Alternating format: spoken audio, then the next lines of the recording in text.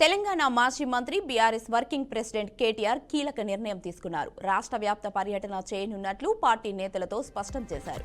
ఈ రోజు అసెంబ్లీ సమావేశాలకు ముందు పార్టీ శ్రేణులతో మాట్లాడిన కేటీఆర్ ఈ నిర్ణయం తీసుకున్నట్లు తెలుస్తోంది. బీఆర్ఎస్ పార్టీ సిల్వర్ జూబ్లీ సంబరాల విషయానికి పార్టీ నేతలకు ఆయన దిశానిర్దేశం చేశారు. ప్రస్తుతం రాష్ట్రంలో అసెంబ్లీ సమావేశాలు జరుగుతున్న విషయం తెలిసిందే. ఈ అసెంబ్లీ సమావేశాలు అయిపోయిన వెంటనే రాష్ట్ర వ్యాప్తంగా అన్ని జిల్లాల్లో కేటీఆర్ పర్యటించనున్నారు. పర్యటనలో భాగంగా ఈ నెల 20న సూర్యాపేటలో, 23న కరీంనగర్లో ముఖ్య కార్యకర్తలు సమావేశాలు నిర్వహించనున్నట్లు సమాచారం. కేసీఆర్ అప్పు చేసిందంటే భవిష్యత్తు మీద పెట్టుబడి పెట్టిండు.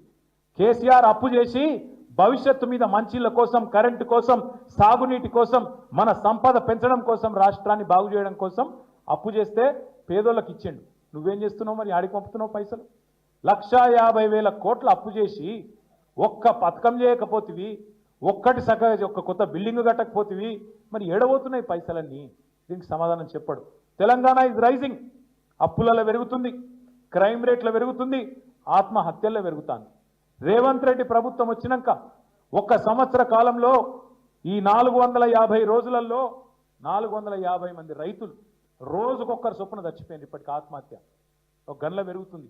ఆటో డ్రైవర్ల ఆత్మహత్యలు రైజింగ్, నేత కార్మికుల ఆత్మహత్యలు రైజింగ్, గురుకుల పాఠశాలల్లో పిల్లల ఆత్మహత్యలు rising. Yes, Telangana is rising. ఎలా రైజింగ్? ఆత్మహత్యల్లో, అప్పుల్లో, క్రైమ్ రేట్లో, ఇళ్ళ మాత్రం రైజింగ్ అయింది.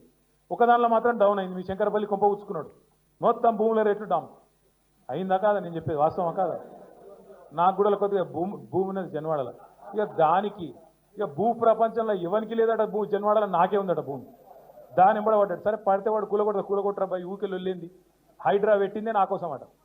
హైడ్రా పెట్టి కూలగొడుతుందికే పెట్టిండట. కూలగొట్టుకోరా బాయ్, ఊకెళ్ళి వెళ్ళిందని చెప్పిన. ఏం చేయాలి ఇక మరి గట్ల తయారైంది కథ. ఇంకా ఘోరం ఏంటంటే వెనకటికి ఎవడో